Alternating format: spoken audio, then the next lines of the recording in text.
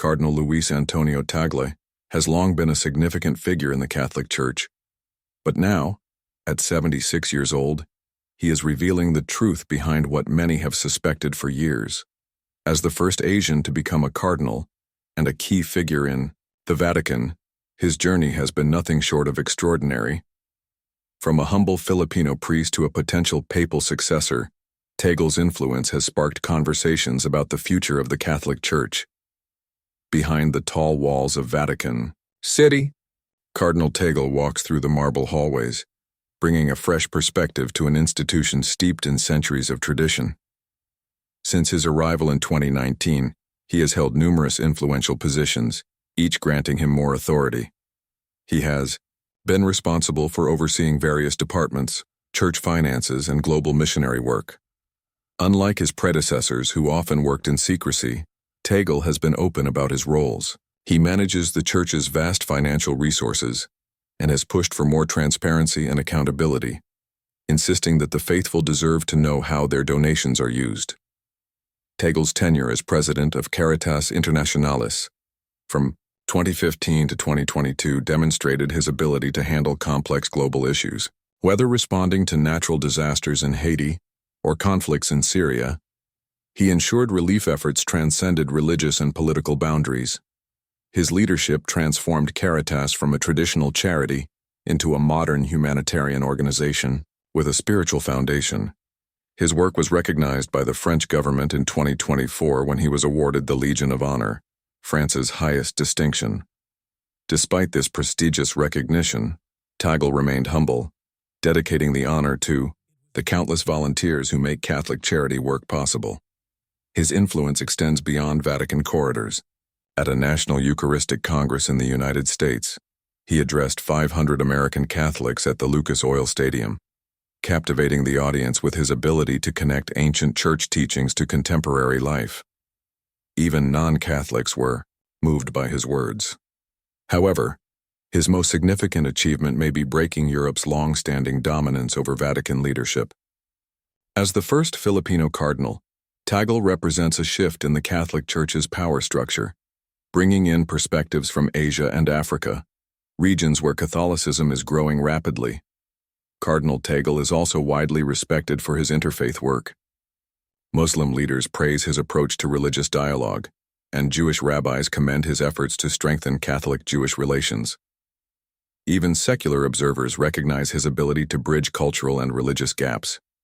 His name has frequently been mentioned as a potential future pope, a notion that would have been unthinkable for an Asian cardinal in the past. However, his spiritual depth, administrative skill, and genuine warmth have changed perceptions about what is possible within the Vatican. Despite his rising influence, Tagle remains deeply connected to ordinary people. Stories from the streets of Manila paint a picture of a cardinal who rides public transportation, carries his own bags, and shares meals with the homeless. Many have called him the Asian Francis, likening him to the current pope because of his humility and accessibility. He has embraced a leadership style that defies tradition while staying true to Catholic values. He speaks out against issues such as abortion and artificial birth control, but does so in a way that fosters understanding rather than division. His softer approach to topics like LGBTQ+ inclusion and divorce has resonated with many, prompting him to say, "Before we speak of sin, we must speak of human dignity.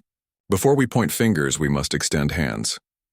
Tagle's commitment to service goes beyond words.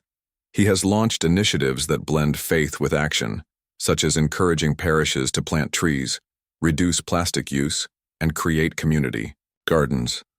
He also harnesses modern communication tools to connect with believers, using Facebook Live and YouTube to simplify complex church teachings.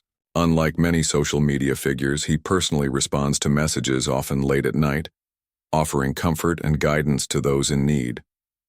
His hands-on approach extends to his time in Manila, where he transformed empty church properties into shelters and meal centers for the poor.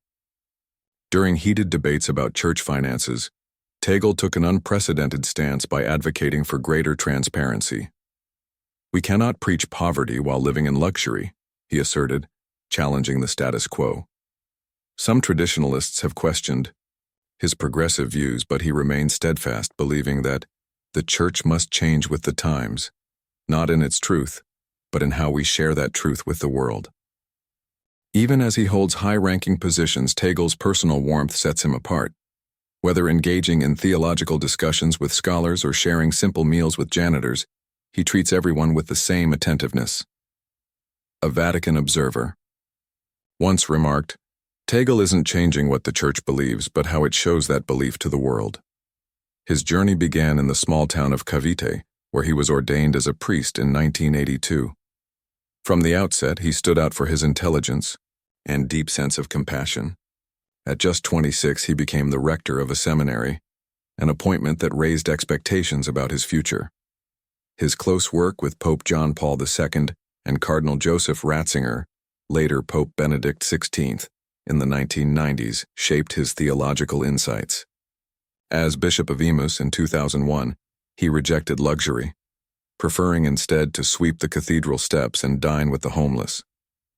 When devastating floods hit Cavite in 2009, Tagle personally led rescue operations, transforming churches into emergency shelters.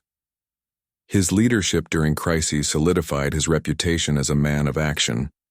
By the time he was appointed Archbishop of Manila in 2011, the Catholic Church in the Philippines faced significant challenges. He addressed these by engaging with critics, helping the poor, and using digital platforms to connect with younger Catholics. In 2012, when he was elevated to cardinal, his emotional tears during the ceremony touched many. By 2019, Pope Francis had entrusted him with unprecedented responsibilities in the Vatican, making him one of the most powerful figures in the Church. Throughout his journey, Tagle has remained committed to serving people, not power. As speculation about his future continues, one thing is clear. Cardinal Luis Antonio Tagle has already redefined what it means to be a leader in the Catholic Church. His ability to blend tradition with modernity, authority with humility, and faith with action has made him one of the most influential figures of our time. Whether he becomes the next pope or not, his impact on the Church is undeniable.